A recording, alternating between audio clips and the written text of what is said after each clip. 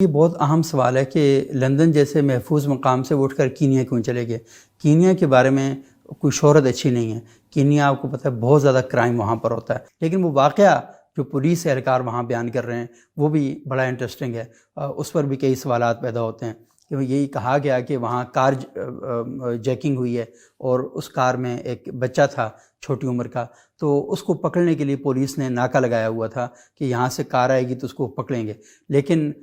وہاں پر تھوڑی دیر بعد ارشد شریف صاحب کی گاڑی جو ہے یہ آ گئی، تو جو ہی یہ آئی تو وہاں پر ناکہ لگا ہوا تھا، تو انہوں نے کار وہاں ناکے سے گزار دی۔ اب رات کا ٹائم تھا تو ناکے سے گزار دی، تو آگے گئی تو پیچھے سے فائر کیا گیا، جس کی وجہ سے ارشد شریف صاحب کو گولی لگی اور وہ موقع پر جاں بحق ہو گئے، اور ان کے جو ڈرائیور تھے گاڑی نے کلٹی ماری تو ڈرائیور ان کے زخمی ہو گئے اور ڈرائیور کو ہاسپٹل لے کر جایا گیا، جہاں پر ڈرائیور نے یہ والی باتیں وہاں پر کی۔ لیکن یہاں پر ایک سوال پیدا ہوتا ہے، سوال یہ پیدا ہوتا ہے کہ گاڑی اگر ارشد شریف صاحب کو گولی پیچھے سے ماری گئی ہے تو گولی یہاں پر لگنی چاہیے تھی نا۔ ارشد شریف صاحب کی گولی یہاں پر لگی ہوئی ہے اور یہاں سے ان کا جو سارا بہت شدید زخمی ہے، اور وہ گاڑی کی سیٹ پر بیٹھے ہیں، جو ان کی پکچر ہے وہاں کی سیٹ پر بیٹھے ہیں، تو گاڑی تو یہاں سے ماری گئی ہے۔ اس کا مطلب ہے کہ گاڑی رکی تھی تو روک کے گولی ماری گئی ہے، ایک بات۔ اور دوسری بات یہ ہے کہ آپ اگر تھوڑا سا یہ دیکھیں کہ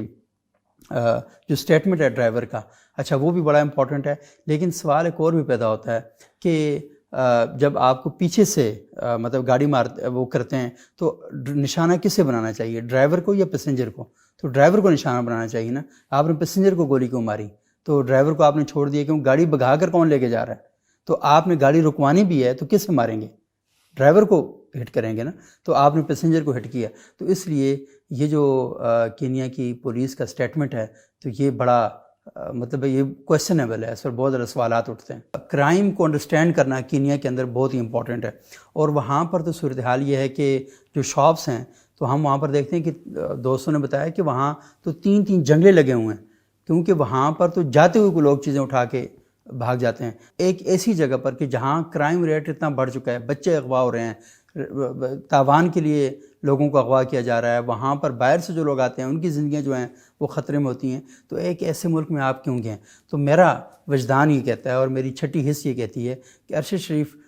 بڑے ذہین آدمی تھے، وہ وہاں پر ویسے نہیں گئے، وہ کسی سٹوری کے لیے گئے ہوں گے، کسی بڑے کام کے لیے گئے ہوں گے۔ اور آپ کو پتہ ہے کہ ہمارے ہاں جرنلزم میں بعض اوقات ایسی سٹوریز بھی کرنی پڑتی ہیں کہ ہم ای میل پر بھی کمیونیکیٹ نہیں کرتے اور ہم فون پر بھی کمیونیکیٹ نہیں کرتے، ہم ان ٹولز کو استعمال میں نہیں لاتے، کیونکہ یہاں سے آپ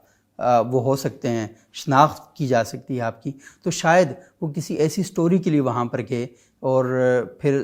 کسی حادثے کا شکار ہو گئے وہاں پر، اور جو سٹوری سامنے آئی ہے ان کا جو ڈرائیور ہے اس کا جو سٹیٹمنٹ جو سامنے آیا ہے اس میں تو یہ کہا گیا ہے کہ وہ ڈیولپر تھے۔ تو مجھے یہاں سے لگا کہ انہوں نے اپنے ڈرائیور کو بھی ٹھیک بات نہیں بتائی ہوئی تھی، تو وہ ایز اے ڈیولپر ایک سائٹ کا وزٹ کرنے کے لیے جا رہے تھے،